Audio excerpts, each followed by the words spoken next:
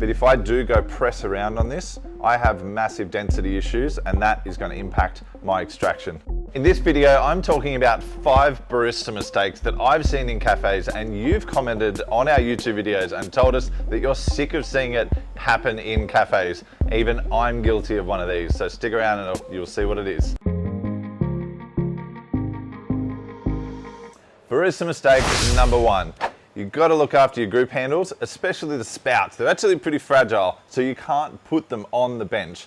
A, you can pop the spouts out of the handle, but B, if you're putting them on the bench, you're also putting that coffee grind that's on your bench into the next customer's cup. So you've got to stop putting your spouts on the bench, especially if you're tamping. You can't tamp with your spouts on the bench.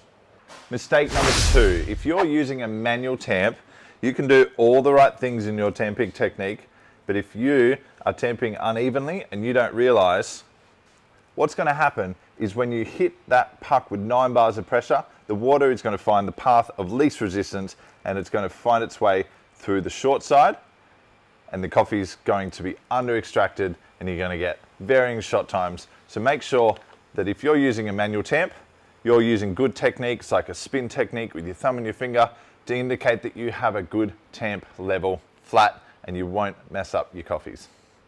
Number 3 is good distribution. Now, we all know how important good distribution is to create consistency in our coffee process and then great flavors in our coffee, because there is tools to help us now. Dosing pots help, NCD tools help. If you're still filling up your portafilter from there, even if you use a dosing pot the wrong way and you are getting this uneven amount of coffee, yeah, sure, you might be busy, and you jam that in there, it looks tamped and flat. But if I do go press around on this, I have massive density issues, and that is going to impact my extraction. Coffee's going to find its way faster through that soft section, and you're going to get a worse tasting coffee. So make sure you do take the time, you use the right tools, or at least use your hand. Get the coffee flat before you tamp it. You'll make better coffee straight away.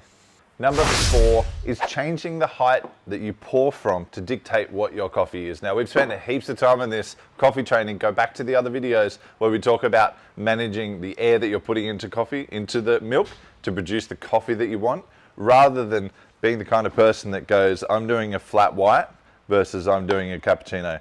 It's not what we want. We want to produce milk that is dedicated to the drink, froth it properly for a cappuccino, make sure it's textured well so it feels good in their mouth, or a flat white that is nice and flat and delicious. Don't change your coffees by pouring high and low. That's not how we do it.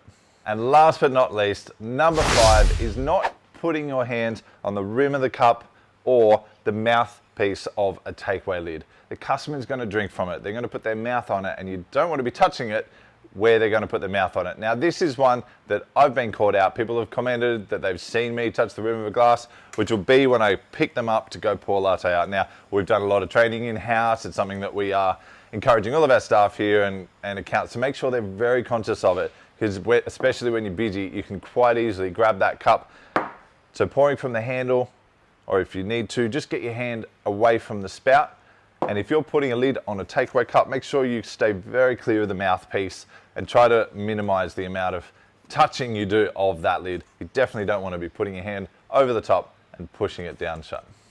So there we have it. They're the top 5 barista mistakes that I've seen, that you've put in the comments. And if you've got more, put them in the comments of this video and we'll keep making these barista mistakes videos. Thank you for watching. If you haven't already, subscribe to the channel, like this video and hit the bell icon, and I'll see you next time.